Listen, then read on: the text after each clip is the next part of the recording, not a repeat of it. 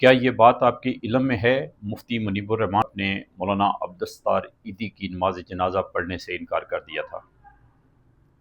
فیصل ایدھی صاحب نے نماز جنازہ کے لیے کہا لیکن انہوں نے انکار کر دیا۔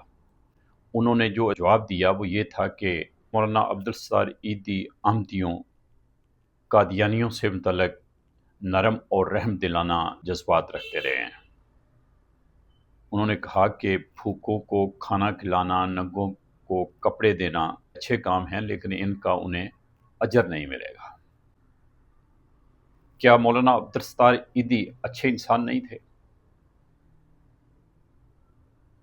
کیا مفتی منیب الرحمان کوئی ذاتی اناد رکھتے تھے مولانا عبدالستار ایدھی سے؟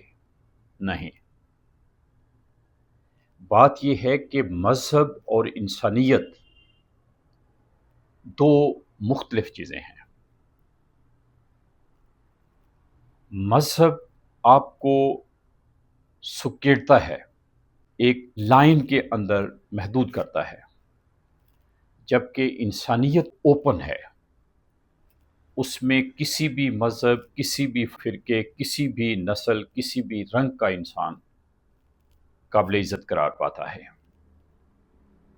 وہ انسان کی حیثیت سے عزت کا مستحق ہے، برابری کا مستحق ہے۔ تو پاکستان کی ریاست کے جو مسائل ہیں بنیادی یہ ہیں کہ پاکستان کی ریاست مذہبی ریاست ہے۔ جب وہ مذہبی ریاست ہوگی تو وہ مفتی منیب الرحمان صاحب کی طرح غیر مسلموں کو یا ایک مخصوص فرقہ سے ہٹ کر سوچنے والوں کے لیے اچھی رائے نہیں رکھے گی، ان کو نظر انداز کرے گی۔ جب انسانیت نہیں ہوگی تو پھر انصاف نہیں ہوگا، پھر ریاست انصاف نہیں کر پائے گی۔ پاکستان کے اندر جو انصاف کا ماحول نہیں ہے، جو آئین منصفانہ نہیں بنا ہوا ہے، اس کی وجہ یہ ہے کہ پاکستان خود ایک مذہبی ریاست ہے، مذہبی ریاست بن چکا ہے۔ اس لیے یہاں پہ انسانیت کی کمی ہے، یہاں پہ انصاف کی کمی ہے، یہاں پہ کمزوروں کے ساتھ انصاف نہیں ہوتا، بلکہ اگر آپ چاہیں تو ان کے ساتھ رحم کا رویہ اختیار کر سکتے ہیں، لیکن انصاف نہیں۔ ان کو آپ برابر انسان نہیں سمجھتے، غیر مسلموں کو بھی نہیں سمجھتے اور کمزوروں کو بھی نہیں سمجھتے۔ غیر مسلموں کو بھی اس لیے برابر نہیں سمجھتے چونکہ وہ کمزور ہیں، تھوڑی تعداد میں ہیں، اور جو مسلمانوں کے اندر کمزور ہیں وہ بھی غیر مسلموں کے ساتھ ہی کھڑے ہیں، کیونکہ ان کو بھی آپ برابر کا انسان نہیں سمجھتے۔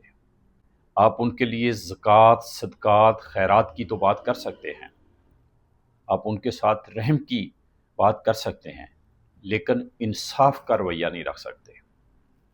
آپ مزدور کو مزدوری پوری نہیں دیں گے، لیکن یہ ہو سکتا ہے کہ کسی وقت آپ اسے کچھ پیسے، کچھ ٹکے دے دے بطور رحم کھاتے ہوئے، آپ اس سے انصاف نہیں کریں گے۔ تو یہ بنیادی مسئلہ ہے پاکستان کا۔ بہت شکریہ۔